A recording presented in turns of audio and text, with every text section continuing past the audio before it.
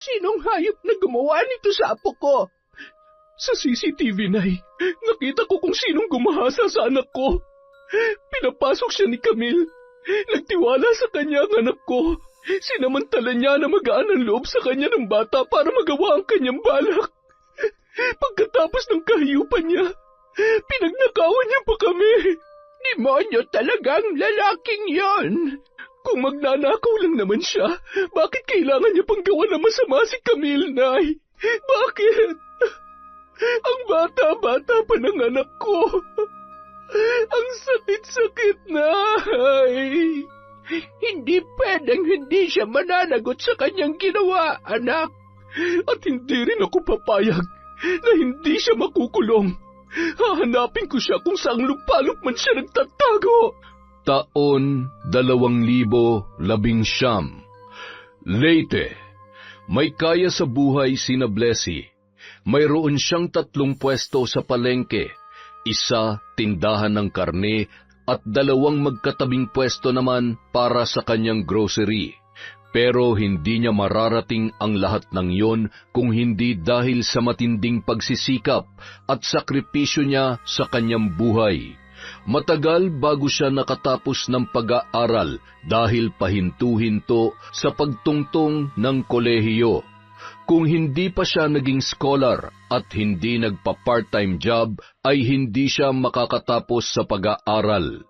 Dahil sa mga pinagdaanan niya noon, hindi siya nag-aatubiling tumulong sa iba, lalo na sa mga estudyante na may pangarap sa buhay. Kaya lamang, sa kabila ng tagumpay ni Blessy, ay hindi naman siya pinalad pagdating sa pag-ibig. Iniwan siya ng naging boyfriend niya. Ang problema niya noon ay buntis na siya nang hiwalayan siya ng lalaki. Mag-isa niyang pinalaki at sinuportahan ng anak niyang si Camille.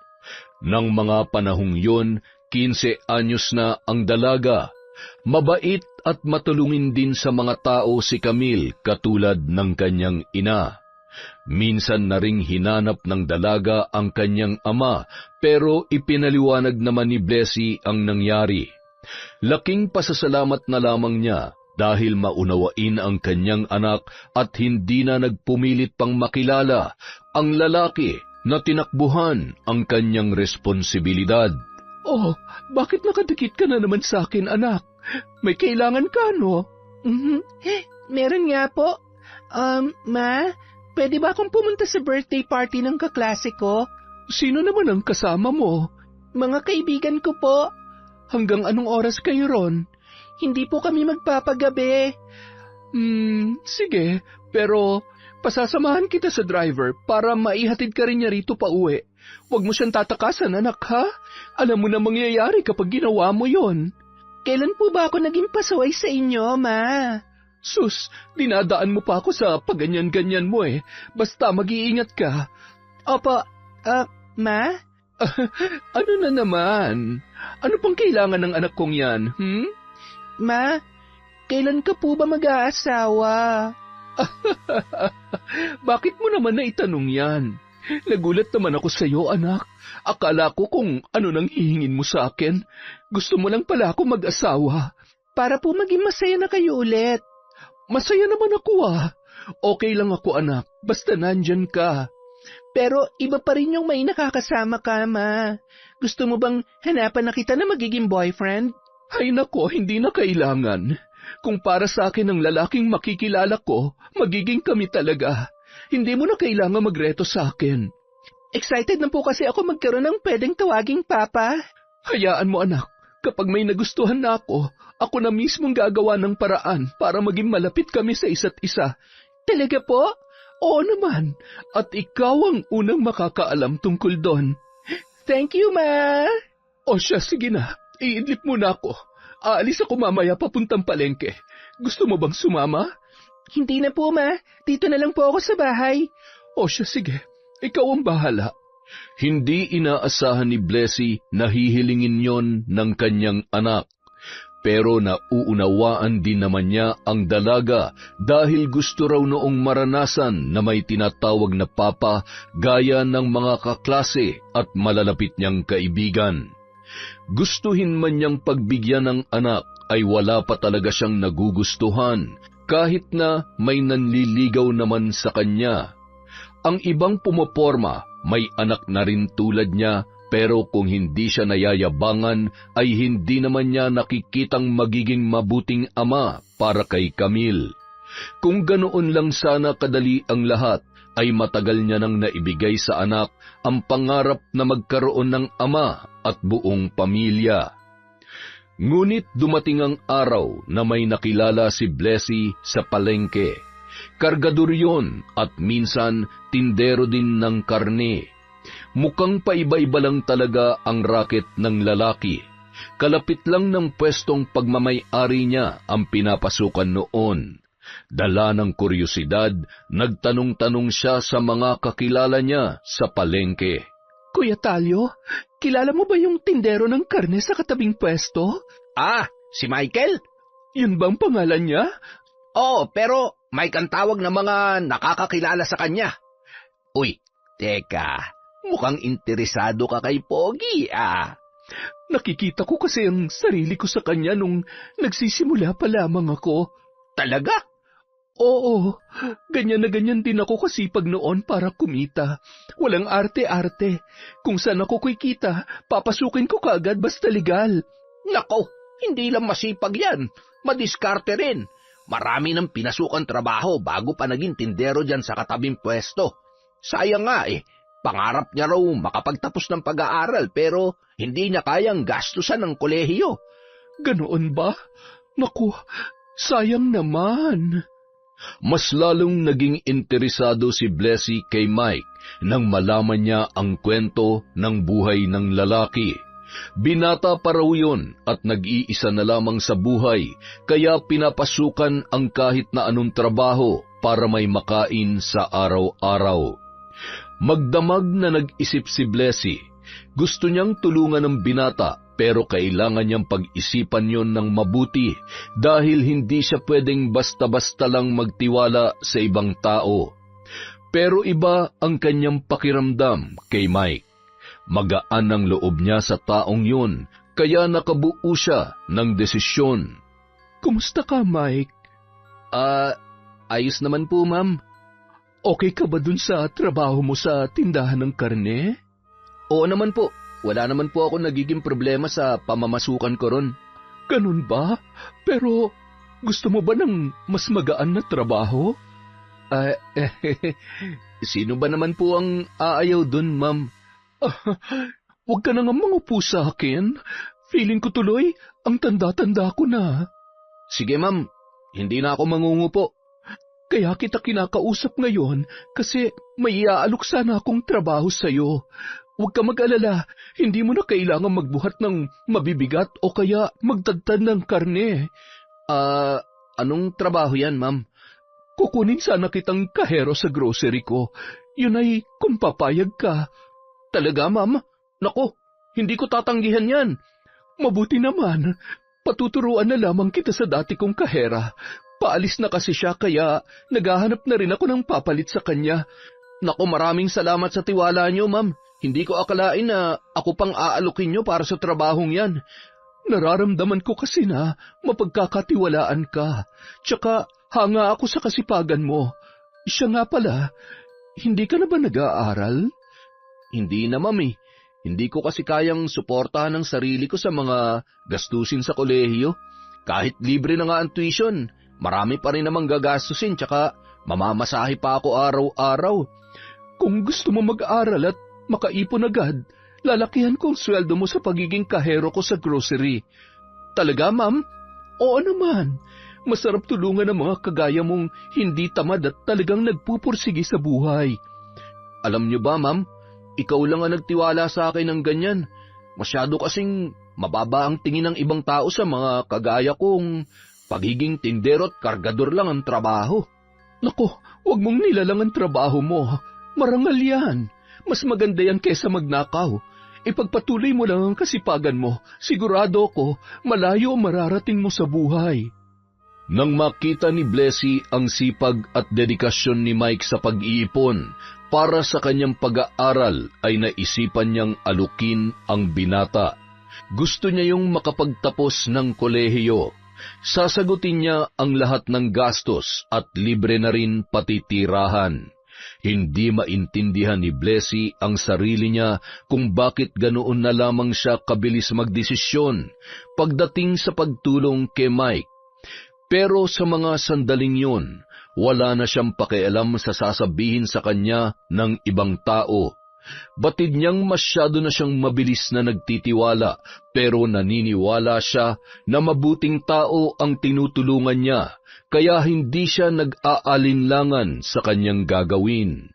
Nag-alangan ng una ang binata, pero kalaunan ay pumayag na rin yon na magpatuloy sa pag-aaral na magkasundo silang magtatrabaho pa rin ang lalaki sa kanyang grocery kahit part-time lamang. Sa kabilang banda, bagsak naman ang balikat ni Mike nang makauwi sa boarding house na binabayaran din ni Blessy para meron siyang matirhan. Katatapos nila mag-enroll sa kolehiyo at nakapasa naman siya sa entrance exam. Pinapunta niya roon ang pinsan niyang si Benji para may makausap naman siya kahit papaano. Pero hindi rin kaagad nakarating ang lalaki, kaya bumili na lamang siya ng alak para masimulan ang pag-iinom. Hoy, ano yan? Bakit may alak ka? Di ba bawal uminom dito sa boarding house nyo? Bakit? May nakakakita ba sa akin ngayon? Bawal lang to kapag nahuli nila ako. Ewan ko sa'yo, tol ha. Ang swerte-swerte mo na nga na may tumutulong sa'yo. Hindi ka pa magpakatino. Nandito ka ba para sermonan ako? Umupo ka na nga lang dyan. Samahan mo ako uminom. Bakit ka ba kasi umiinom? Anong problema mo? Ano pa? Di yung pag-aaral ko. Paano naman naging problema yun? Ayoko na mag-aral, Benji. Mas gusto ko magtrabaho na lang. Bakit kasi sinabi mo dun sa amo mo na gusto mo mag-aral? Naniwala tuloy sa'yo. Alam mo, gusto ko nang bumilib sa sarili ko. Nagpapa-impress lang ako. Kasalanan mo rin naman pala. Sana hindi mo na lang sinabi yun. Wala ka sanang problema ngayon. Ang sabi ko lang sa kanya, mag-iipon muna ako. Tapos biglang nag-alok na pag-aaralin ako. Anong gagawin ko? Kung ako sa'yo, panindigan mo na lang yan. Nandyan na yan Tsaka wala ka namang gagastusin ni isang kusing.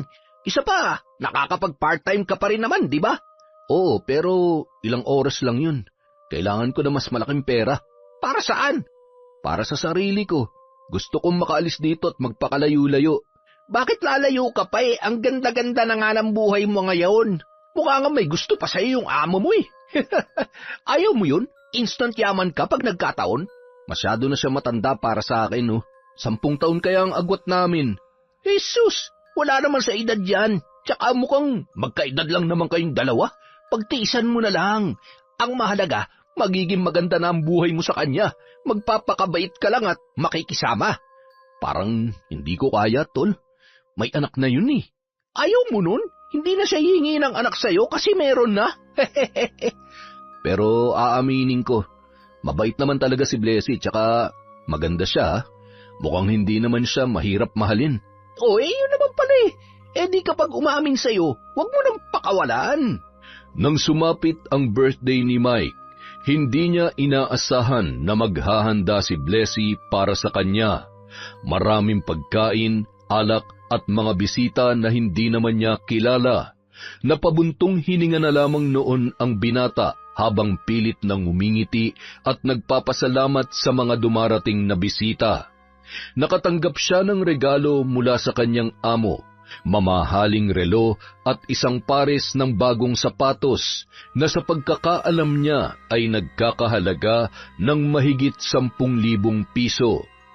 Nang makaalis na ang mga bisita, isinama muna ng ina ni Blessy ang anak na si Camille dahil baka hindi na rin siya maasikaso dala ng kalasingan. Silang dalawa na lang ang naiwan sa bahay. Napailing na lamang ang binata nang maabutan si Blessy na nakasandal na sa sofa at namumula na rin sa dami ng nainom. Mike, happy birthday. Masaya ka ba? Oo naman, ma'am. Masaya ako, pero hindi mo naman kailangang gumastos ng ganong kalaki para sa birthday ko. Masyado nang nakakahiya. Ikaw na nga lahat ng gumagastos para sa pag-aaral ko, tapos pati birthday ko ikaw pa rin. Sobra-sobra na yun na itutulong mo sa akin, ma'am. Basta masaya ka, okay lang sa akin. Handa akong gawin ang lahat para sa'yo, Mike. Ganun kita kamahal. Ha? Mahal mo ako? Hindi mo pa ba nahahalata? Matagal na kitang gusto. At noong nakilala pa kita ng lubusan, maniwala ka man o hindi, minahal na kita, Mike. Totoo na ang nararamdaman ko para sa'yo. Pero hindi ba parang masyado naman yatang mabilis, ma'am? Wala pang 1 taon tayong magkakilala. Wala naman sa tagal yun eh.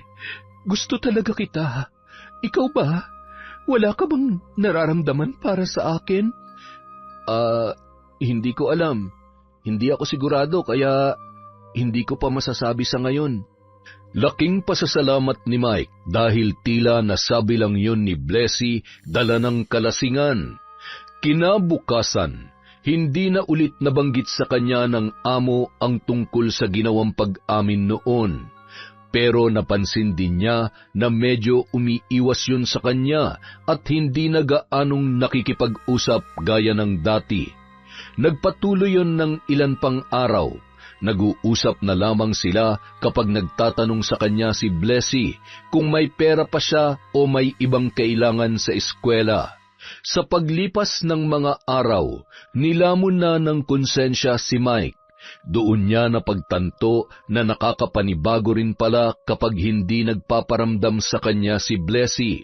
At nang malaman niyang may nanliligaw na muli sa kanyang amo, ay bigla siyang natauhan. May kailangan ka ba, Mike? May itatanong lang sana ako, ma'am. Ano yun? Nanliligaw ba sa yung lalaking kausap mo kanina? Si Elmer? Oo, gustong umakyat ng ligaw pero sabi ko, hindi ako nag-e-entertain kapag nasa oras ako ng trabaho. Pinapupunta mo ba siya sa bahay mo, ma'am? Sabi ko na lang pumunta siya sa bahay, pero hindi niya sinabi kung kailan. Ma'am, may pag-asa ba siya sa'yo? Bakit mo naman naitanong yan? Gusto ko lang malaman. May gusto rin kasi akong itanong sa'yo eh. Ano yun? Paano kung may manligaw sa'yo pero hindi naman mayaman tsaka mas bata sa'yo? Hindi ka agad nakasagot si Blessy sa tanong na yon ni Mike. Nagulat din siya kung bakit bigla na lang nagtanong ng ganoon ang binata. Kahit kailan naman ay hindi yun naging interesado tungkol sa mga manliligaw niya. Isa pa, batid niyang wala namang gusto sa kanya ang lalaki base sa naging sagot ng binata nung maglakas loob siyang umamin nung sinadya niyang maglasing. Nasaktan siya nang sabihin ng lalaki na hindi siya sigurado sa nararamdaman nito sa kanya, kaya nagpasya siyang dumistansya na lamang muna. Ginawa niya yun bago pa man tuluyang lumalim ang kanyang nararamdaman. Mahal niya si Mike pero kaya niya pa yung baliwalain kung hindi naman siya kayang mahalin pabalik ng binata. Pero nagulat si Blessy nang bigla na lang siyang ayain ni Mike na kumain sa labas ng gabing yon. Nagtataka man ay nagbihis pa rin siya at naghanda para doon. Sakto namang tumawag ang makulit niyang manliligaw. Laking pasasalamat niya na lamang dahil nagkaroon na siya ng dahilan para hindi makipagkita.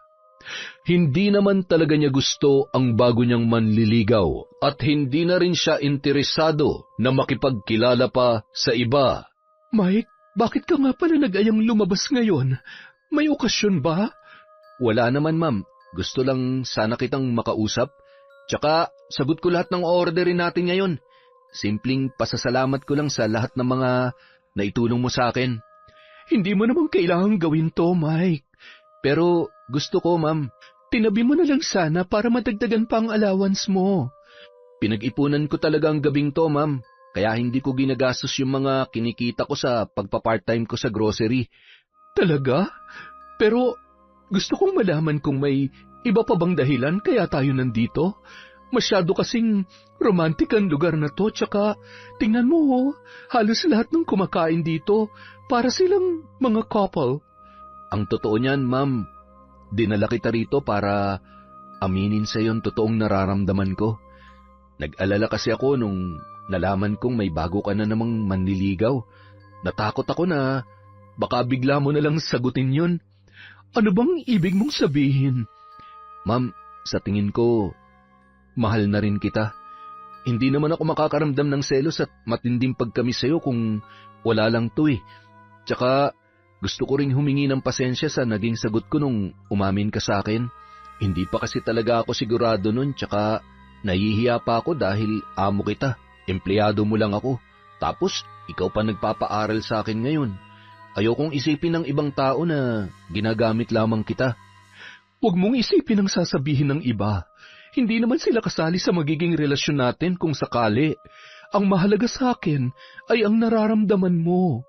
Mike, kung alam mo lang kung gaano ako kasaya ngayong nalaman ko ng mahal mo rin ako. Ang tagal kong ipinagdasal na sana makita mo rin ako bilang isang espesyal na babae sa buhay mo. Sa totoo lang, hindi ko lang maamin sa sarili ko yun, ma'am. Simula ngayon, huwag mo na akong tatawaging ma'am. Pero amo pa rin kita.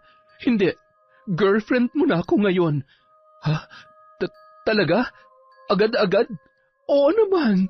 Patatagalin pa ba natin to eh? Hinihintay lang naman kitang umamin. Napakasaya ng gabing yon para kay Blessy. Hindi niya akalaing aamin na rin sa kanya si Mike. Matapos ang aminang yon at ang pagsagot niya sa binata, pinalipat na niya si Mike sa kanyang bahay. Nagdesisyon siya na magsama na silang dalawa dahil wala na siyang ibang pinapangarap na makasama hanggang sa pagtanda, kundi ang lalaking muling nagpatibok ng kanyang puso. Sa kabila ng pagtanggap ni Camille kay Mike bilang bagong nobyo ni Blessy, hindi pa rin nun kumbinsido ang nanay niyang si Belen. Sigurado ka bang patitirahin mo na sa bahay mo ang nobyo mo? Oo naman po, Nay. Magsasama na kaming dalawa. Hindi ba parang masyado naman yatang mabilis? Ilang buwan pa lang kayo magkakilala, ni hindi ka nga man lamang niligawan ng lalaking yon. Ang tanging alam lang namin, pinag-aaral mo siya, kaya nagulat din kami na magnobyo na pala kayong dalawa. Ako ang unang nagkagusto sa kanya, Nay.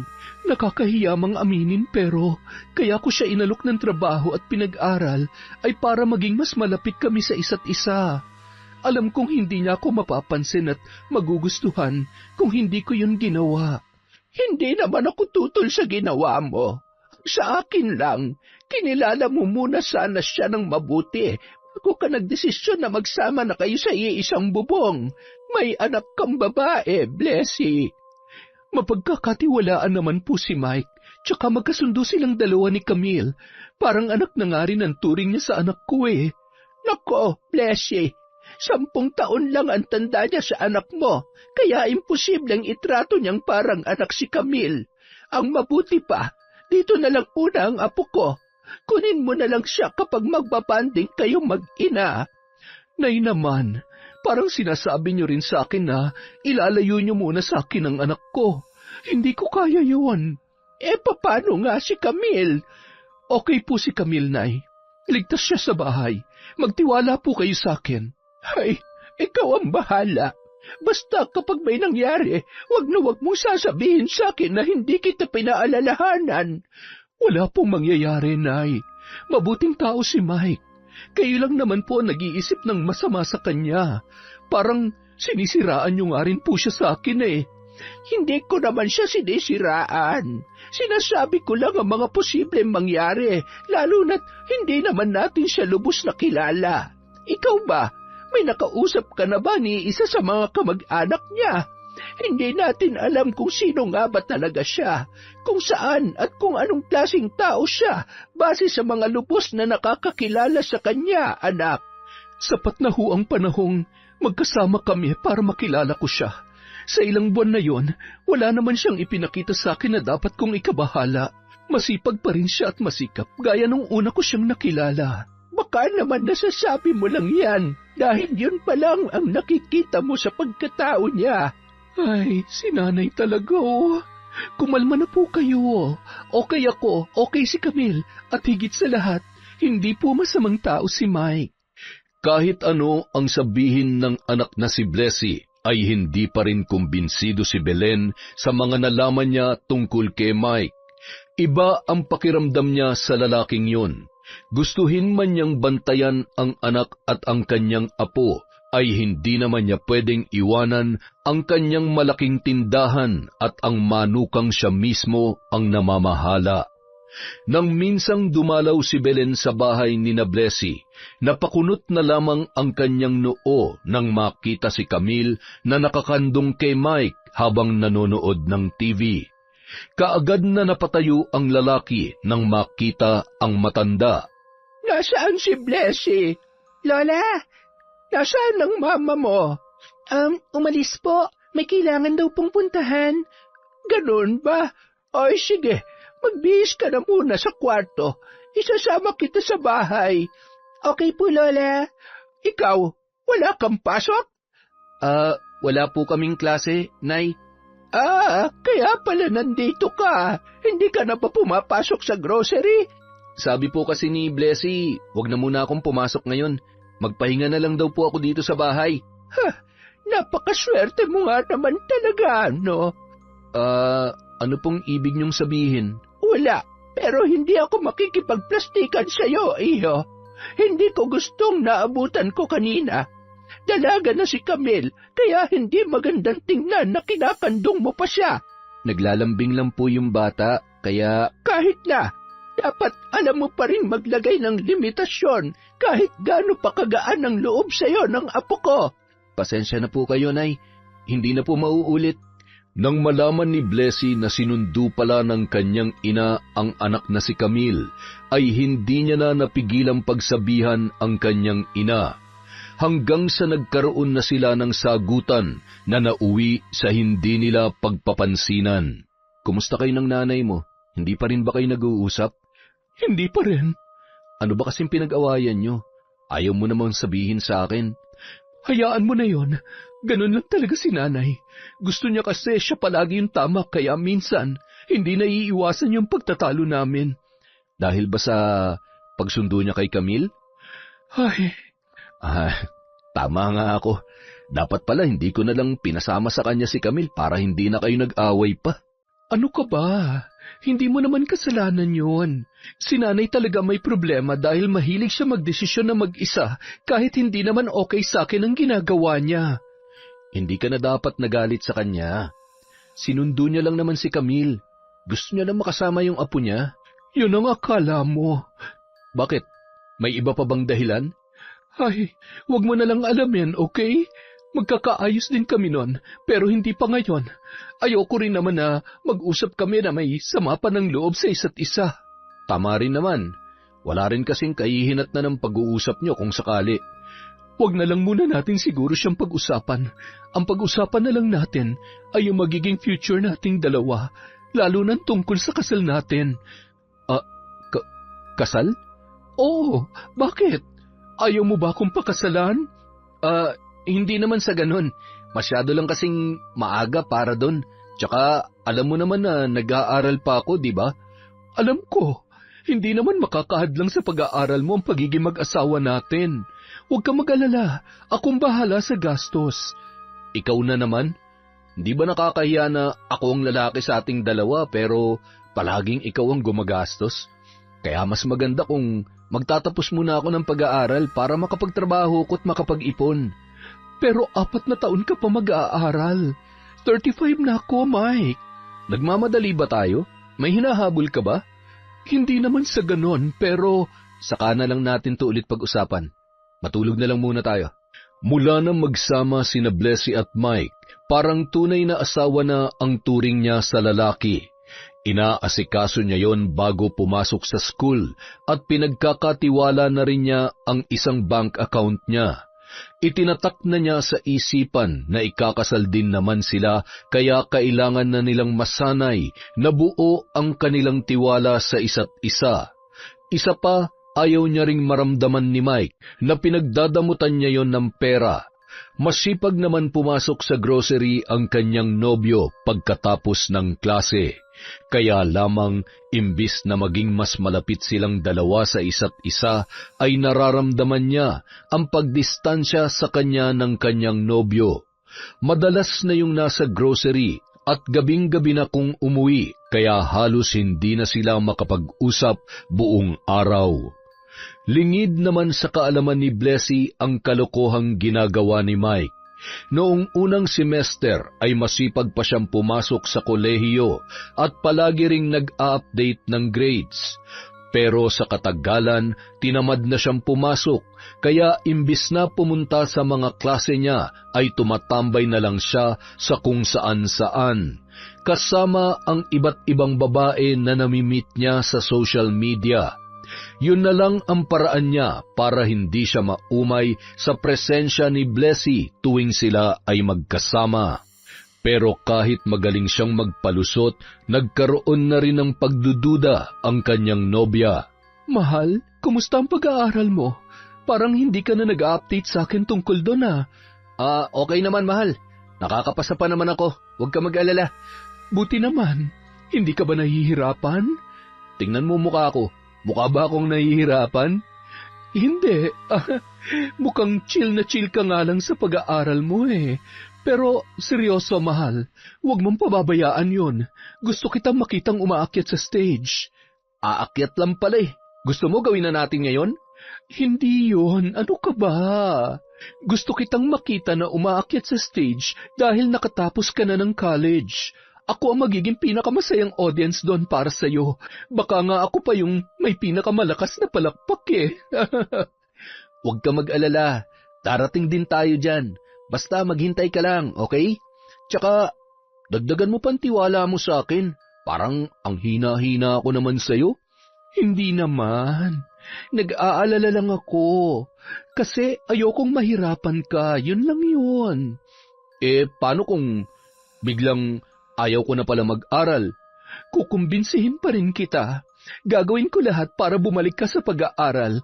Para sa future mo kasi yun eh. Para sa akin lang ba o para sa atin? Kahit gawin mo na lang munang para sa sarili mo. Kapag nagawa mo na, saka na yung para sa atin.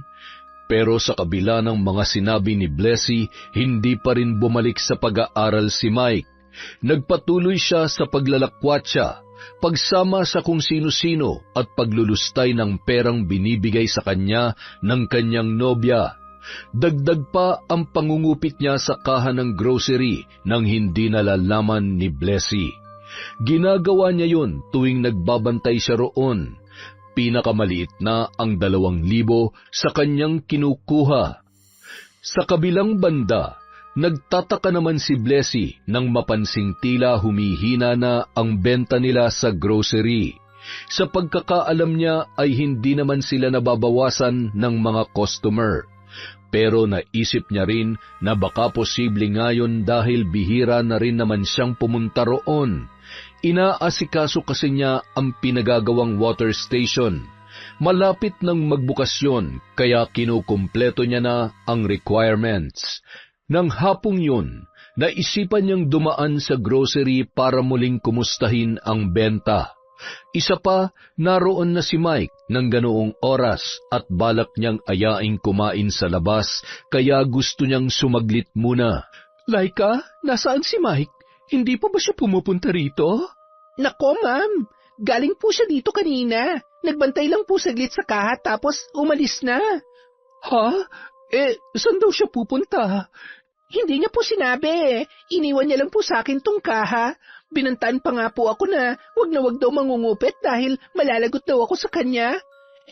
Ma'am, kahit kailan naman po, hindi ako nakialam dyan sa kaha. Tsaka may CCTV naman po tayo rito kaya pwede niyo pong i-check yon para makita niyo kung nangungupit ako rito o hindi. Huwag mo nang isipin yon. May tiwala ako sa'yo. Salamat po, ma'am. Bagamat may tiwala si Blessy kay Laika, napaisip siya sa sinabi ng kanyang tindera. Bago umuwi, naisip niyang tingnan ang footage ng CCTV na nakakabit sa tapat mismo ng kaha. Matagal-tagal niya na yung hindi natitingnan, ngunit hindi niya inaasahan ang kanyang makikita roon.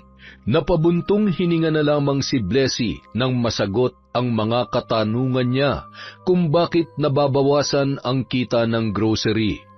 Ibinili niya kay Laika at sa iba pang tindera doon na wag nang papapasukin sa grocery si Mike at mas lalong wag nang palalapitin sa kaha. Nagtanong sa kanya ang mga yon kung bakit, pero hindi niya na yon sinagot pa. Galit na galit siya nang umuwi ng gabing yon. Imbis na ayaing kumain sa labas ang kanyang nobyo, ay tinawagan niya na lamang yon para mag-usap sila sa bahay. Pero pagdating niya roon, naghintay pa siya ng ilang oras bago dumating ang lalaki. San ka galing? Bakit ganyan ka makapagtanong? Galit ka ba? Sa tingin mo, ano bang dapat ko maramdaman matapos kong malaman na ninanakawan mo ko ng pera? Ano bang pinagsasabi mo? Huwag ka nang tumanggi, Mike. Kitang-kita ko sa CCTV ang ginagawa mo sa kaha. Hindi ko lubos maisip kung kailan mo yun sinimulang gawin sa akin. Takang-taka ko kung bakit parang nababawasan ang kinikita ng grocery, tapos malalaman ko na ikaw palang nagnanakaw sa akin. Ang dali mo namang manghusga. Kung tawagin mo ako magnanakaw para na akong kriminal, hindi mo man lang ba ako tatanungin kung bakit ko yung nagawa? Kahit ano pang dahilan mo, mali pa rin na ninanakawan mo ko. Kung kailangan mo ng pera, pwede ka namang magsabi sa akin, Mike. Hindi mo kailangan gawin yon. Hindi mo ba alam kung gaano kasakit sa akin ang ginawa mo? Ginawa ko lang naman yun kasi kinukulang na yung binibigay mong alawan sa akin eh. Pasensya ka na kung nagawa kitang pagnakawan. Kailangan ko lang talaga sa school eh. Sana nagsabi ka na lang sa akin. Bibigyan naman kita. Kailan ba kita pinagdamutan? Ma, nag-aaway po ba kayo ni Tito Mike? Narinig ko kasi na parang sumisigaw ka kanina. Hindi, Kams. May pinag-uusapan lang kami ng mama mo. Pasok ka na muna sa kwarto. Nanlumo si Blessy ng gabing yon. Marami pa siyang gustong sabihin, pero dahil sa pangamba na marinig yon ng kanyang anak, ay tumahimik na lamang muna siya. Humingi naman ng tawad sa kanya si Mike, pero hindi niya lang talaga magawang palampasin ang nangyari. Ilang araw silang hindi nag-uusap at walang kibuan ng dahil doon. Pero sa kabila ng nararamdamang inis para sa nobyo, ay nakaramdam pa rin ng pangungulila ang babae. Namimiss niya rin ang presensya ni Mike, kaya naman ng araw na yon ay nagpasya na siyang makipag-ayos sa kanyang nobyo. Pagkagaling sa water station, dumiretso na siya sa school na pinapasukan ni Mike. Doon na lang niya pupuntahan ang nobyo para sabay na silang umuwi. Hindi na kasi kailangan pumunta noon sa grocery dahil hindi niya na pinapapasok doon ng lalaki para hindi na madagdagan pa ang hindi nila pagkakaunawaan. Kaya lamang, pagdating ni Blessy sa school, ilang beses na niyang tinatawagan si Mike ay hindi pa rin yon sumasagot sa kanya. Habang naghihintay sa may gate, nakita siya roon ng anak ni Talyo na kapareho ni Mike ng kurso. Tinanong niya si Sheena kung nakita ba noon ang kanyang nobyo, pero nagulat siya sa isinagot ng dalaga. Kinagabihan. Kailan mo balak sabihin sa akin na hindi ka na pala pumapasok? Mahal, o ano? Bakit gulat na gulat ka? Akala mo ba hindi ko malalaman na hindi ka naman pala talaga nag-enroll para sa second semester? Anong ginagawa mo sa perang binibigay ko sa'yo, ha? Napakarami mo ng kasinungalingan, Mike. Paano mo nalaman? Galing ako sa school nyo kanina para isabay ka na pauwi dahil balak ko na sanang makipag-ayos sa'yo. Ang tagal-tagal ko naghintay doon dahil hinihintay kong sagutin mo ang tawag ko. Tapos malalaman ko sa kabatch mo na hindi ka na pala pumapasok. Nagtanong pa ako sa registrar kung naka-enroll ka doon para lamang makasiguro. Pero wala. Wala ang pangalan mo doon, Mike. Sinabi ko naman sa'yo, di ba? Hindi ko na gusto mag-aral. Wala kang sinabi sa akin. Wala akong natatandang sinabi mo yan sa akin. Kaya wag mo nang bilugin ang ulo ko. O sige, wala na akong sinabi. Pero nagpaparamdam na ako sa inyo na ayaw ko na mag-aral. Hindi ko na kasalanan kung hindi ka nakahalata. At kasalanan ko pa talaga? Ang kapal naman ang mukha mo. Ibinigay ko na lahat sa iyo para lang makapag-aral ka. Ang sarap-sarap na nga ng buhay mo dahil halos hindi mo na problemahin ang pera. At nagagawa mo pa akong pagnakawan. Oo na. Masama na akong tao. Manloloko ko, magnanakaw. Ano pa? Sabihin mo na lahat. At may gana ka pa talagang magalit. Hindi lang basta panloloko ang ginawa mo. Mike naman, minahal kita. Handa na nga sana akong pakasalan ka, hindi ba? Pero hindi mo naman ako tinanong kung gusto ko ba magpakasal sa'yo. Anong ibig mong sabihin? Akala mo ba talaga mahal kita? Walang iya. Ang hina naman ng kokote mo para maniwala. Pera lang ang habol ko sa'yo. Pinilit na lang kitang gustuhin para hindi ako makonsensya sa pagbibigay mo sa akin ng kung ano-ano. Napakasama mo. Lahat pala ng pinapakita mo sa akin kasinungalingan. Paano mo naaatim na gastusin ang perang pinagpaguran ko habang niloloko mo ko, ha? Hindi lang makapal ang mukha mo. Yung pagiging mapagsamantala mo, sagad hanggang buto. Napahagulhol na lamang si Blessy nang talikuran siya ni Mike matapos ang kanilang pagtatalo. Ni katiting na bakas ng pagsisisi ay hindi niya nakita sa kanyang nobyo. Kinabukasan, napagtanto na lamang ni Blessy na wala na ang mga gamit ni Mike sa kanilang kwarto. Binuksan niya ang cabinet na pinaglalagyan ng mga damit ng nobyo, pero wala nang laman yun. Ngunit ang kanyang ipinagtataka ay may mga nawawala rin sa kanyang mga alahas. Napasigaw na lamang siya dala ng galit sa ginawa ng lalaki. Nangyari na ang nangyari. Hindi siya nakinig sa kanyang ina nang sinabihan siya na iba ang pakiramdam noon kay Mike. Nagpabulag na lamang siya sa pagmamahal na kanyang nararamdaman para sa lalaki.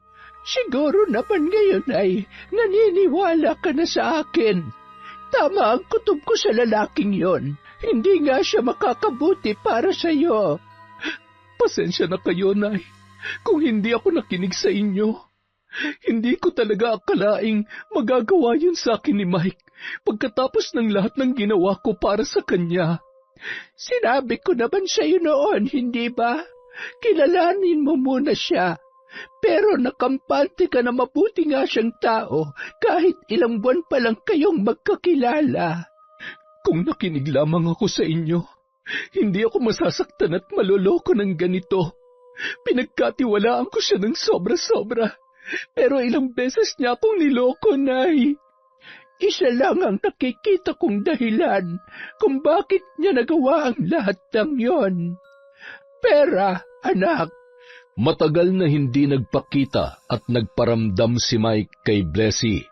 Wala na siyang naging balita pa sa lalaki mula nang mabisto niya ang ginagawang panloloko sa kanya. Sinubukan niyang bumalik sa dati niyang buhay. Itinuon niya ang atensyon sa kanyang negosyo at kumuha na lang ng kasambahay na mag-aasikaso sa bahay at sa anak niyang si Camille. Hanggat kaya niya ay gusto niyang bigyan ng komportableng buhay ang kanyang anak. Nagkaayos na rin naman sila ng kanyang ina kaya nag-uusap na sila tulad ng dati at madalas na ring bumibisita sa bahay niya para samahan ang apo nito.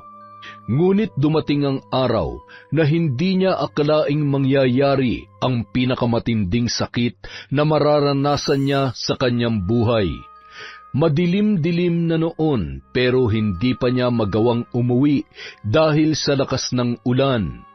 Bahana sa labas ng palengke at hanggang tuhod na ang tubig, kaya nagpasya na lang muna siyang manatili sa grocery. Hindi niya rin kasi pwedeng suungin ang baha gamit ang sasakyan, kaya naghintay na lang muna siyang humupa ng kaunti ang baha bago umuwi. Tinawagan na lamang niya ang kanyang ina para puntahan si Camille na kasambahay lamang ang kasama. Pero dahil sa sama ng panahong yon ay hindi rin nakapunta si Aling Belen. Anak, huwag ka na masyadong mag-cellphone. Baka mawalan na ng kuryente mamaya. Kapag nalobat yan, hindi na kita matatawagan. Opo, Ma. Itatabi ko na po. Kumain ka na ba? Tapos na po, Ma. O sige, matulog ka na lang na maaga. Ilak mo na mabuti ang pinto ng kwarto mo at huwag kang lalabas kung wala ka naman importanteng gagawin. Baka bukas pa ako makauwi, anak. Dito na lang muna ako magpapalipas ng gabi. Okay, Ma. Ingat po kayo dyan. I love you. I love you too, anak. Napangiti si Blessy at kahit papaano ay nabawasan ang pag-alala matapos marinig ang boses ni Camille. Wala silang mahihigaan sa grocery kaya tiniis niya na lang matulog sa upuan sa may kaha. Habang mahimbing ang tulog ng gabing yon, wala siyang kaalam-alam sa panganib na nakaabang sa kanyang anak. Hating gabi, mahimbing na ang tulog ng kasambahay na kasama ni Camille sa bahay, pero gising na gising pa rin ang dalaga. Tila napakaramot ng antok sa kanya ng gabing yon. Iniisip niya kung ayos lang ba ang kanyang ina o kung nakakatulog man lang ba ito habang stranded sa grocery. Ilang sandali pa, nakarinig siya ng sunod-sunod na katok. Kasabay noon ang pagkamatay ng ilaw. Nawalan na ng kuryente dahil sa patuloy na pagbuhos ng malakas na ulan at may kalakasan din ang hangin. Nagtaka siya kung sino ang kumakatok sa bahay nila ng ganoong oras. Sinulyapan niya pa ang cellphone niyang 1% na lamang ang baterya. Nagsinungaling siya sa kanyang ina nang tumawag yon kanina. Hindi siya tumigil sa paglalaro hanggang sa magsawa na lamang siya sa ginagawa at nakalimutan na rin na i-charge ang kanyang cellphone. Wala sanang balak si Camille na pagbuksan ang sinumang kumakatok, pero maya-maya lamang ay narinig niya ang pamilyar na boses sa bintana ng kanyang kwarto. Kams? Kams, ako to, si Tito Mike mo. Tito Mike? Anong ginagawa mo rito? Tulungan mo ako, Kams. Bahang-baha na sa bahay namin. Wala na akong ibang mapupuntahan. Pero sabi ni Mama, bawal kami magpapasok dito ng kahit na sino. Kams, hindi naman ako ibang tao, di ba? Okay tayo, di ba? Alam kong may problema kami ng mama mo at hindi pa kami nagkakaayos ngayon pero wala naman akong gagawing masama sa iyo eh. Alam mo yun. Pero, parang awa mo na, Kams. Nilalamig na ako dito sa labas. Gusto mo bang magkasakit ako? Kaya sige na, buksan mo na ang pinto. Sa lakas ng ulan na may kasama pang hangin ay tuluyan ng naawa si Camille sa dating nobyo ng kanyang ina. Pinapasok niya si Mike na nanginginig na sa lamig dahil basang-basa na yon ng ulan. Tito, basang-basa na kayo. Ikukuha kita ng pamalit na damit. Samahan na kita. Hindi na, Tito, ako na lang. Sabi ko, sasamahan na kita. Nagulat ang dalaga sa pagsigaw ng lalaki. Doon lamang napansin ni Camille ang pamumula ng mga mata ni Mike at ang panginginig na tila hindi lamang dahil sa lamig. Tanda na nasa impluwensya ng ipinagbabawal na gamot ang lalaki ng mga sandaling yon. Nakaramdam ng takot si Camille nang bigla na lamang siya nung sinugod at walang kahirap-hirap na binuhat para dalhin sa kanyang silid. Sinubukang manlaban ni Camille ngunit sadyang mas malakas si Mike kesa sa kanya na noon ay wala sa sariling katinuan. Pinagsamantalahan ng lalaki ang walang kalaban-laban na anak ni Blessy habang malakas pa rin ang buhos ng ulan. Dahil doon, hindi narinig ng kasambahay ang pagsigaw at paghingi ng tulong ng dalaga.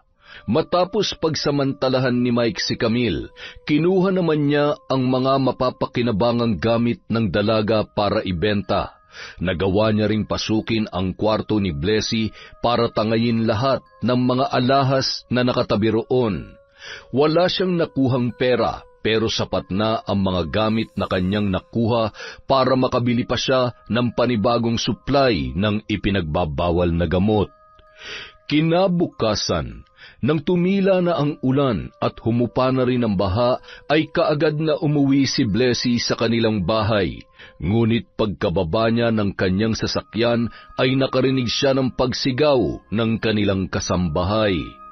Para siyang pinagsakluban ng langit at lupa ng mga sandaling yon nang makita ang kanyang anak na walang malay at puro pasa ang katawan. Wala yun kahit isang saplot at may patakpan ng dugo ang kobrekama. Tanda na may nangyari sa dalaga. Napasigaw na lamang sa matinding galit si Blessy sa sinapit ng kanyang anak. Sinong hayop na gumawa nito sa apo ko? Sa CCTV, Nay, nakita ko kung sinong gumahasa sa anak ko. Pinapasok siya ni Camille.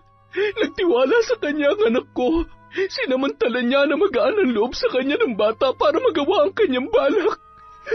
Pagkatapos ng kahiyupan niya, pinagnakawan niya pa kami.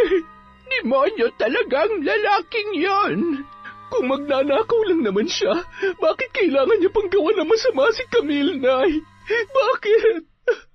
Ang bata-bata pa ng anak ko.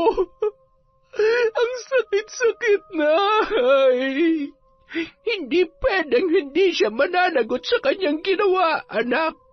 At hindi rin ako papayag na hindi siya makukulong.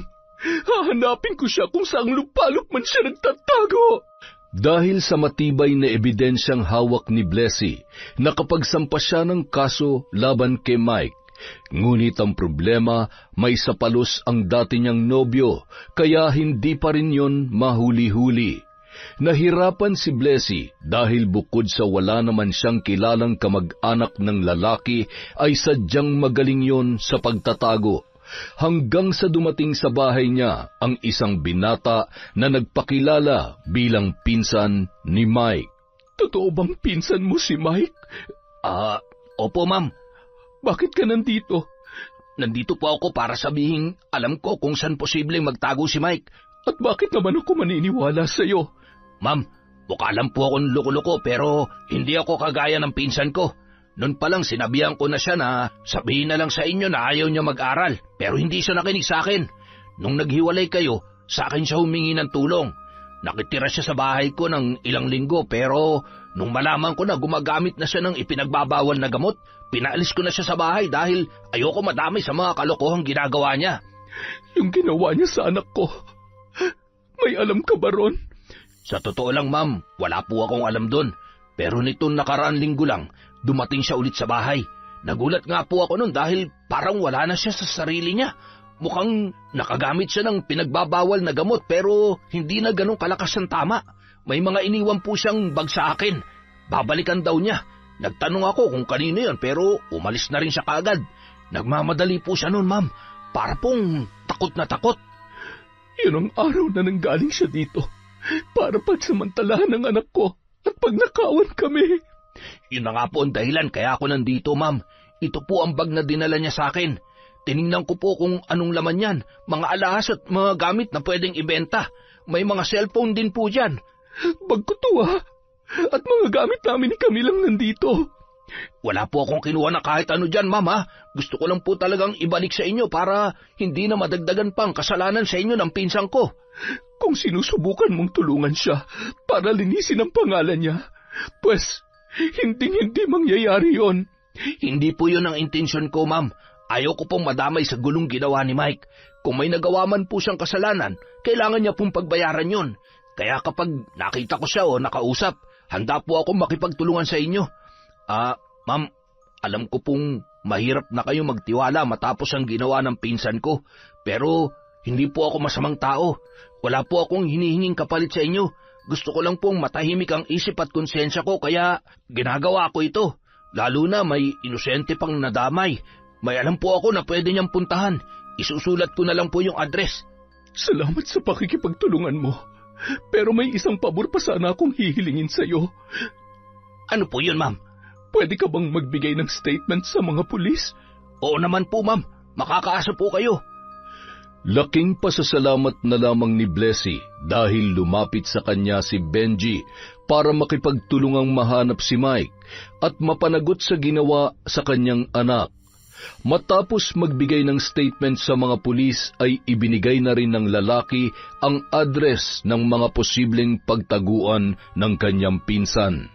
Dahil sa pakikipagtulungan ni Benji kay Blessy ay nagpasya na siyang ibenta na lamang ang bahay na iniwan ng kanyang mga magulang para hindi na siya mabalikan pa ni Mike. Sa ginawa niya ay tiyak na mapapatay siya ng kanyang pinsan. Kaya naman habang hindi pa nabebenta ang bahay, nakituloy na muna siya sa malapit niyang kaibigan. Samantala, bagamat nangako ang mga pulis na pupuntahan ang address na binigay ni Benji, ay nagpasya pa rin si Blessy na tumulong sa paghahanap. 3 lamang ang pwedeng puntahan ni Mike, at sa magkakaibang bayan pa yon. Bigo siya sa unang address na kanyang pinuntahan, pero sa ikalawa, nakumpirma niyang naroon nga ang kanyang hinahanap. Ngunit hindi niya akalain na malalagay naman ang kanyang sarili sa kapahamakan. Pakawalan mo ako, hayop ka! Bitiwan mo ako, ano ba? Huwag kang maingay. Itiko mo yung bibig mo kung ayaw mong tahiin ko yan. Duwag ka! Hindi mo kayang harapin ang mga kasalanan mo! Duwag! Wala akong pakialam kahit tawagin mo akong duwag. Hindi ako magpapahuli sa kanila ng buhay. Naintindihan mo? Bakit mo ba ito ginagawa? Ang ganda na sana ng buhay mo kung hindi mo lang sinayang lahat na naitulong ko sa'yo. Bakit mas ginusto mo pang sirain ang buhay mo? Matagal nang sira ang buhay ko, Blessy. Noon pa, nung mawalan ako ng mga magulang at nagdusa sa matinding paghihirap, sirang-sira na ang buhay ko. Yung buhay mo na gusto mo para sa akin, hindi ako nababagay doon, kaya huwag mo nang ipilit. Panagutan mo ang ginawa mo sa anak ko.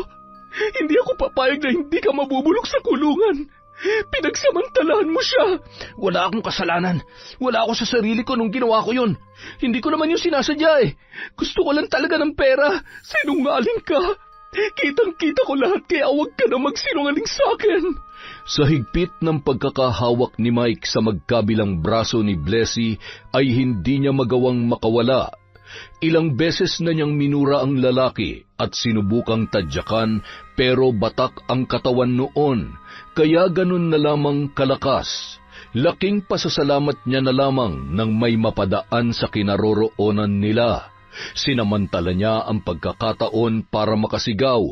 Nataranta si Mike ng mga sandaling yun, pero bago pa man siya tuluyang makawala, ay naramdaman niya ang pagbaon ng matulis na bagay sa kanyang tagiliran. Isinugod si Blessy sa ospital ng mga nakakita sa nangyari. Kaagad namang nakatakbo si Mike bago pa man ma-corner ng mga taga roon. Nang magkamalay ang babae, ay tumambad sa kanya ang nag-aalalang muka ng kanyang ina. Kamusta ang pakiramdam mo, anak? Okay lang po ako, Nay. Si Camille, kumusta po siya? Nasa bahay. Pinababantayan ko ng mabuti para hindi na maulit ang nangyari nung nakaraan. Ikaw ang inaalala ko ngayon. Buti na lamang walang tinamaan sa laman loob mo sa pagkakasaksak sa'yo ng siraulong yon. Muntik na ako doon, Nay. Buti na lang may mga nakakita sa amin. Ikaw naman kasi, bakit sumugod ka ron na mag-isa? Iniisip ko kasi na baka makatakas pa siya kapag natagalan pa ang mga pulis sa paghahanap sa kanya. Hindi ko naman nakalaing doon ko pala talaga siya makikita. Hindi ka man lamang nagpasama. Alam mo ng delikadong taong hinahanap mo. Nakagamit ba siya noon ng ipinagbabawal na gamot? Parang hindi naman, Nay. Mukhang nag-iba lang talaga siya. Parang hindi na siya yung Mike na nakilala ko noong una. Napakademonyo niya, Nay. Hindi ko lubos maisip na kaya niya akong saktan ng ganon. Sobra-sobra ng ginawa niyang pananakit sa akin. Una ang panloloko niya, tapos yung ginawa niya kay Camille, at ngayon, ito, nagawa niya akong saksakin. Paano kung walang nakakita sa akin doon? Namatay na lang sana ako nang hindi niyo nalalaman. Ipaubaya mo na sa mga pulis ang paghahanap sa kanya. Darating din ang araw na mananagot siya sa kanyang mga kasalanan, anak. Ang gawin mo na lang, mag-focus ka kay Camille at sa negosyo mo. Kalimutan mo na ang lalaking yon. Nang maikwento ni Blessy sa kanilang kasambahay ang tungkol sa nangyari, hindi niya inaasahan ang sinabi noon sa kanya. Ipabarang niya na lang daw si Mike para magtanda. Baka raw yun pa ang magtulak para lumantad ang lalaki at pagsisihan ang mga nagawang pagkakasala. Hindi yun pinansin ni Blessy nung una dahil ang gusto niya ay makita kung paano humimas ng rehas ang lalaki. Pero ilang araw yun naging laman ng kanyang isipan. Naging mailap pa rin sa batas si Mike at mukhang matatagalan pa bago yon mahuli, kaya naman nagdesisyon na si Blessy na subukan ang sinabi sa kanya ng kanyang kasambahay na si Lisa. Dinala siya ng babae sa matandang mambabarang na kung tawagin sa lugar na yon ay Nana Indang. Sa bagsik mambarang ng matanda ay may mga namatay na rin dahil sa tindi ng sumpang kaya noong ibigay sa isang tao. Ngunit hindi raw basta-basta mambarang ang matanda. Tanging yung mga nakagawa lamang ng mabibigat na kasalanan ang sinusumpa ni Nana Indang. Dinala niya ron ang mga naiwang gamit ni Mike at ilan sa mga litratong kuha pa mula sa kanyang cellphone. Ayon sa mambabarang, hindi na raw kailangan ang mga gamit na yon dahil nakikita ng ginang kung sino ang taong gusto niyang parusahan sa pamamagitan ng isang salamin na pinausukan ng itim na kandila. Si Nana Indang na rin mismo ang gumagawa ng ginagamit na kandila dahil may kasama rin yung ritual, kaya kahit ang usok noon ay may bisa. Sa tindi ng kasalanan ng dati niyang nobyo ay hindi siya nangimi nang sabihin niyang gusto niyang mahirapan ng husto ang lalaki. Yung tipong hihilingin na lamang noon na mamatay. Pero hindi niya gustong matapos ang binata sa ganoong kaparusahan. Gusto rin niyang makita kung paano yun magmakaawa at humingi ng tawad sa kanya. Sabi sa akin ni Lisa, nagpasama ka raw sa kilala niyang mambabarang. Totoo ba yon? Opo, Nay. Kung hindi ko mapapanagot si Mike sa legal na paraan, gusto kong subukan ng pagpapabarang para maranasan niyang pagdusahan ang mga ginawa niya. Mabuti naman at may kilala palang mambabarang si Lisa. May iba pa bang nakakaalam ng ginawa mo? Wala na po, Nay. Huwag mong ipagsasabihan tungkol dyan. Tama na yung tayong tatlo lang ang nakakaalam. Makalipas ang ilang araw ng pagtatago ni Mike, nakahanap na rin siya ng bagong malilipatan. Nanginginig ang mga kamay na binuksan niya ang nasnatch na wallet kani-kanina lamang. Laking pasasalamat na lamang niya na may kalakihan ang laman noong pera at may kasama pang ATM. Nakasulat din mismo sa maliit na papel sa loob ng wallet ang PIN ng nasabing card, kaya nakakuha siya ng perang sasapat para magkaroon siya ng matutuluyan. Nag-down siya at nag-advance na rin ng bayad para sa 2 pang buwan. Magpapahinga na sana ang lalaki nang biglang tumunog ang kanyang cellphone. Isang tao lang ang nakakaalam ng number niyang nakalagay doon. Walang iba kundi si Benji. Ano pa bang kailangan mo? Ang kapal ng mukha mong tumawag pa sa akin pagkatapos mo akong traidorin. Hindi kita tinraidor, Mike. Ginawa ko lang ang tama. Maling-mali ang ginawa mo. Kung magnanakaw ka lang naman, bakit kailangan mo pang mandamay ng isang inosente? Inahasa mo yung anak ni Ma'am Blessy, pero redad pa yun. Hindi mo man lang naisip? Makukulong ka talaga, tol. Mangyayari lang yun kung magpapahuli ako. Ano ko, sira para magpahuli sa kanila? Kahit maghanap sila na maghanap, wala akong pakialam. Ang dali nga nilang malusutan eh. Tsaka wag mo nang binabanggit sa akin yung buwisit na Blessy na yun. Sana pala tinuluyan ko na siya nung huling beses kami nagkita. Tol naman, wag mo nang palalain pa ang lahat. Hihintay mo pa bang dumami ang kaso mo? Harapin mo na lang ang kasalanan mo sa kanila dahil nagkamali ka naman talaga. Ibang klase ka rin talaga eh, no? Magkamag-anak tayo pero imbis na tulungan mo ko, ipapahamak mo pa ako kay Blessy. Sinabi ko naman sa iyo na babalikan kong iniwan kong gamit sa iyo, di ba? Yun na nga lang ang inaasahan ko pero ipinamigay mo pa. Hindi ko yung pinamigay, tol. Sa kanila naman talaga yun eh. Ibinalik ko lang. At hindi ko pinagsisisihan ng ginawa ko dahil ayoko madamay sa ginawa mong kalokohan. Ayoko na rin madagdagan pa mga pagkakasala mo sa kanila. Tol naman, sumuko ka na. Baka lalo ka lang mapahamak sa ginagawa mo eh. Wow, kung makapagsalita ka, parang nag-aalala ka talaga sa akin ah. Di niyang gagana sa akin dahil traitor ka. Hindi na ako magtitiwala sa iyo, Benji.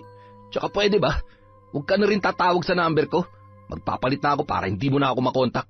Hindi ko nagugustuhin pa makipag-usap sa isang walang kwentang pinsan.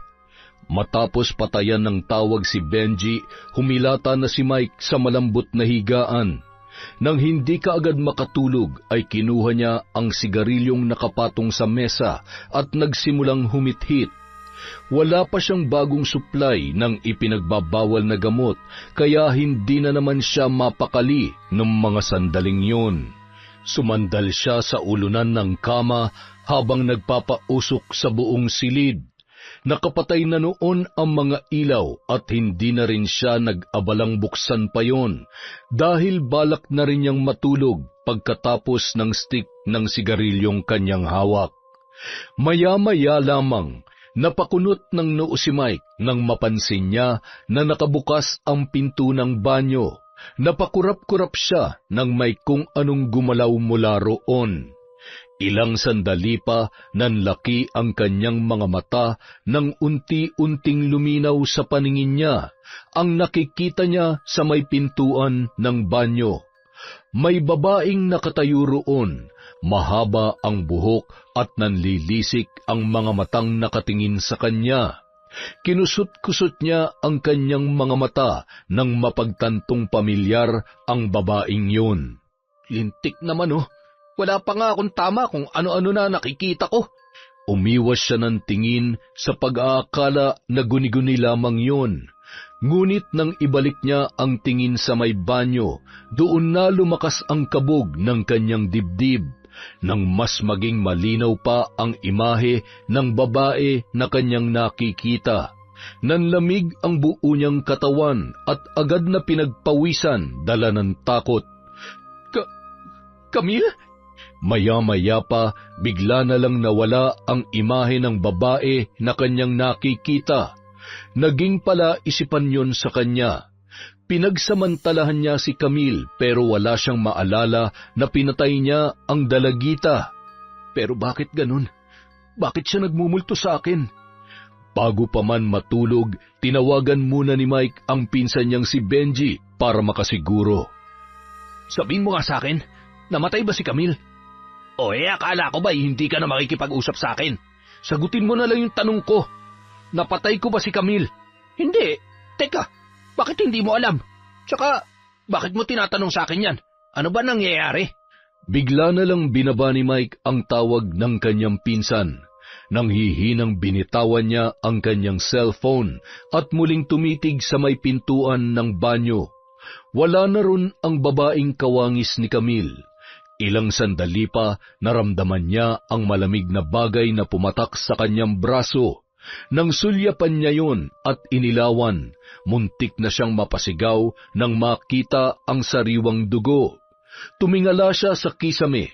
Napigil niya ang hininga nang makita ang babaeng kawangis ni Camille na gumagapang roon habang nakabaligtad ang katawan ngunit nakaharap sa kanya ang muka. Sino ka ba? Buhay pa naman si Camila. Bakit po ako ginugulo? Hindi yun ang huling beses na nagpakita kay Mike ang babae. Ilang gabi yung gumugulo sa isipan niya na naging dahilan ng halos buong linggong kawalan niya ng maayos na pagtulog. Lumalim ang mga mata ni Mike at nangitim ang paligid noon. Halos hindi na siya makalabas ng inuupahan dahil natatakot ang mga nakakakita sa kanya. Mabilis siyang nangayayat, kumakain naman siya ng sapat pero parang hindi pa rin yun umuubra. Patuloy ang kanyang pamamayat. Nang mga sumunod na araw, napansin niya ang tila pamamaga ng kanyang lalamunan.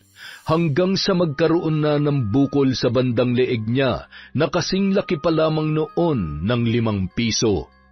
Noong ilang araw pa ang lumipas, palaki ng palaki ang bukol sa kanyang lalamunan, kaya naapektuhan na ang pagkain niya at ang kanyang paghinga. Tuwing gabi, naririnig ni Mike ang boses ng isang babae. Paulit-ulit yon at ayaw siyang patulugin. Nakikita pa rin niya ang dalagang kawangis ni Camille. Habang tumatagal, mas lalong nagiging kakilakilabot ang itsura noon. Hindi na malaman ni Mike kung ano ang kanyang gagawin. Halos mabaliw na siya sa nangyayari sa kanya. Hindi niya maintindihan kung bakit niya nararanasan ang bagay na yun. Kinabukasan, nagulat na lamang ang lalaki nang hindi niya na maigalaw ang kanyang kaliwang binti, na noon ay pulang-pula na sa pamamaga. Sa pagkakaalam niya, wala naman siyang sugat doon na maaaring maging sanhi ng impeksyon, kaya ganoon na lamang ang kanyang pagtataka nang bigla na lang yun nangyari. Sa bigat noon ay hinihila niya na lang ang kaliwa niyang binti para siya ay makakilos pa rin. Sa ilang araw na hindi kumakain ng maayos ang binata, naisipan na niyang lumabas ng paupahan. Tumambad sa kanya ang napakadilim na paligid. Hindi niya alam kung saan siya pupunta. Hahakbang pa lang sana siya nang muli na naman niyang marinig ang boses ng babaeng bumabagabag sa kanya. Napasigaw na lamang siya, dala ng matinding pagkainis. Nabulahaw ang mga kapitbahay ni Mike at sinaway siya, pero dahil hindi tumitigil ang boses na naririnig niya, ay mas lalong tumindi ang kanyang pagkainis. Naglabasan na ang ilang kalalakihan sa lugar na yon. Nang hindi pa rin tumitigil si Mike, ay pinagtulong-tulungan na siya ng kanyang mga kapitbahay. Halos mawalan ng malay ang lalaki nang iwan doon ng mga bumugbog sa kanya. Bagamat hirap na hirap, ay pinilit bumangon ni Mike para bumalik sa loob ng paupahan. Kinuha niya ang kanyang cellphone para tawagan ang pinsang si Benji, dahil yun na lamang ang alam niyang makakatulong sa kanya sa ganoong kalagayan. Ngunit alam niya rin ang maaaring mangyari kapag pinapunta niya ang kanyang pinsan. Salamat at pinuntahan mo ko. Akala ko hindi ka na darating eh. Pwede ba naman yun? Alam kong wala ka ng ibang maasahan kundi ako na lang. Kaya bakit hindi kita pupuntahan? Nandyan na rin ba sila? Oo, nasa labas, hinihintay ka. Hindi ko alam kung paano haharapin si Blessy nang ganito ang itsura ko. Ikinahiya ko ang sarili ko, Tol. Mas mahiya ka sa ginawa mo sa kanila. Kailangan mong harapin ang mga kasalanan mo, kasi kung hindi mo yung gagawin, baka kung ano pa mangyari sa'yo. Parang hindi ko kakayanin, Tol. Nakikita mo naman ang kalagayan ko, hindi ba? Hirap na ako. Ilang araw na akong hindi kumakain dahil sa bukol na tumutubo sa leg ko. Tapos, Tol, may babae. Lagi siya nagpapakita sa akin. Kamukha niya si Camille. Kaya nga tinanong kita kung napatay ko ba si Camille eh. Siyang dahilan kaya ako nabugbog. Sinabi ko naman sa iyo buhay si Camille at maayos na siya ngayon. Sino ba yung babaeng sinasabi mo? Baka nag-hallucinate ka na naman. Tira ka kasi ng tira eh. Hindi pa ako nakakagamit, Tol. Matino pang pag-iisip ko. Pero bakit nakikita mo yung babaeng kamukha ni Camille, tsaka yung bukol mo sa leg? Ano ba nangyari dyan? Hindi ko nga rin alam, Tol eh. Ito nangyayari sa akin, para akong sinumpa. Parang pinaparusahan ako sa mga nagawa kong kasalanan. Ito na yata ang karma ko, Benji. Pero mas mapapatunayan mo ang pagsisisi mo kung haharap ka kay Ma'am Blessy at hihingi ng tawad, Tol. Matapos kausapin ni Benji, nakumbinsi rin si Mike na lumabas na ng paupahan para sumuko sa mga pulis at humingi naman ng tawad kay Blessy. Walang kangiti-ngiti namang naghintay sa labas ang babae kasama ang kanyang inang si Belen. Tumalim ang kanyang tingin nang makitang palabas ng paupahan ang lalaki. Kaagad yung sinalubong ng mga pulis na kasama nila para arestuhin, pero matapos pusasan ay nakiusap ang lalaki na kung maaari ay makausap niya muna si Blessy kahit sandali lamang. Blessy, patawarin mo ko sa mga nagawa ko sa iyo. Pinagsisisihan ko na ang lahat.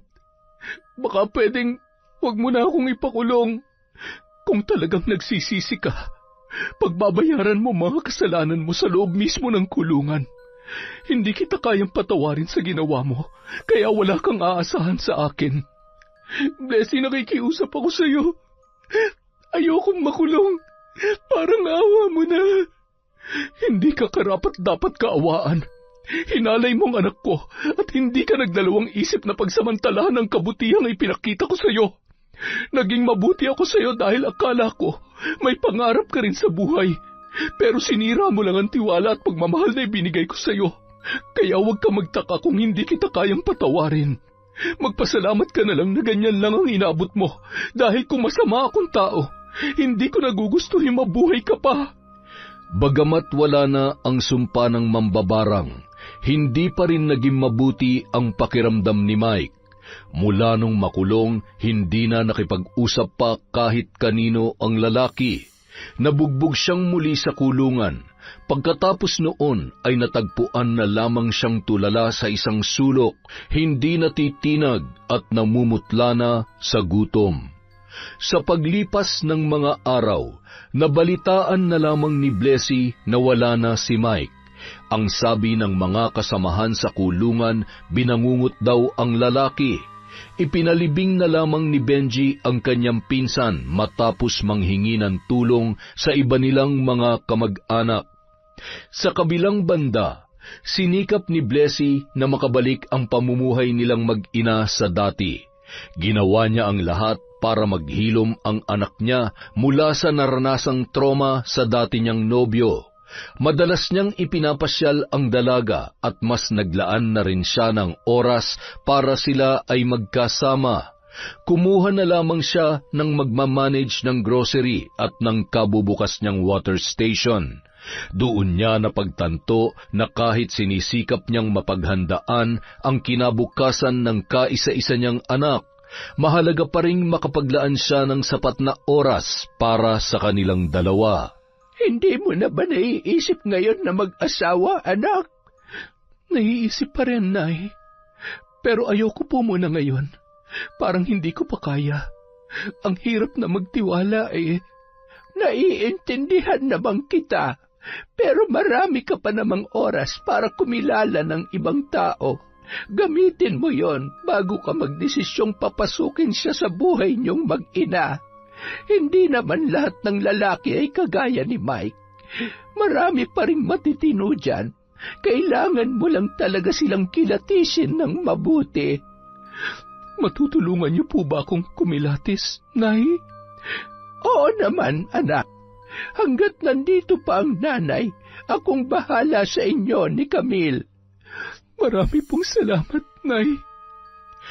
Makalipas ang 2 taon, nakilala ni Blessy si Arman na isang OFW pero nagpasya na lamang na magsimula ng pagnenegosyo kesa bumalik pa sa Middle East. Si Arman ang nakabili ng pwesto sa tabi ng grocery kaya nagkakilala sila ng lalaki. Single dad yon at matagal nang walang karelasyon katulad niya, kaya agad silang nagkasundo. Nagsimula silang mag-date para kilalanin ang isa't isa, hanggang sa magdesisyon siyang ipakilala na kay Camille at sa kanyang ina ang lalaki bago yun formal na manligaw sa kanya.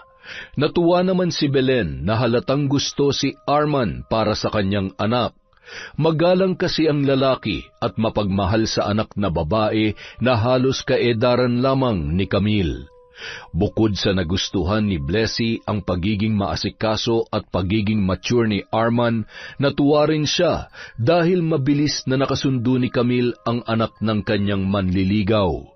Sa ilang buwan na palagi silang lumalabas at kinikilala ang isa't isa, tuluyan ng nahulog ang loob niya para kay Arman. Makalipas ang 1 taon, napagdesisyonan na nila na magpakasal. At sa pagkakataong yon, sigurado na si Blessy sa kanyang desisyon. Suportado rin ng kanyang ina ang pagpapakasal niya kay Arman, kaya walang dahilan para hindi na yun matuloy. Nagsama sila sa iisang bubong, pero sa pagkakataong yon, hindi na lamang siya ang mag-isang nagsisikap. Naranasan na rin niyang magkaroon ng katuwang, kaya naging magaan na ang lahat para sa kanya. At higit sa lahat, nakikita niya sa anak niya ang ngiting noon lamang niya nakita dahil sa wakas ay nakahanap na rin yun ng maituturing na pamilya. Ipinaramdam ni Arman kay Camille ang pagmamahal ng isang ama, kaya ganoon din ang ginawa niya. Sa wakas ay naibigay niya na sa kanyang anak ang matagal na nitong hinihiling, ang magkaroon ng maituturing na ama at buong pamilya. Yon! Kumusta na po kayo, mga kakwentong enteng? Sana po ay nasa mabuti kayong kalagayan. Huwag niyo pong pababayaan ang inyong mga sarili. Alagaan po natin ang health natin. At syempre dahil dyan, meron tayong shout out. Simulan po natin kay Fatima Perez. Hello po sa Restar family from Renalyn Restar. Hi po kay Marilu Francisco. Shout out kay Hein Tabriga from Hong Kong. Hello po kay Rika Inday Richard from Fe of Pasay City. Hello rin po kay Richel Adapon. Shout out kay Maura 620. Hi kay Myla. Shout out po kay Emeline Camus, kay Dins Rodriguez. Hello po kay Finky Rusi 14. Shout out kay Emily Cosino, kay Liza Agodo, kay Ebon Despi, Elizabeth Pamintuan, kay Lovelyn Cruz, kay Kind Third Lang. Hello po, my favorite song collection, advanced happy birthday kay Aliza Abkilan sa August 22. Bekenemen. Hello po kay Leslie Sevilla. Hi kay Dulce Quintua, kay Agripina Balza, kay Gay Somojo at kay Pamela Allen. Maraming salamat po sa walang sawang pagsuporta sa Kwentong Enteng.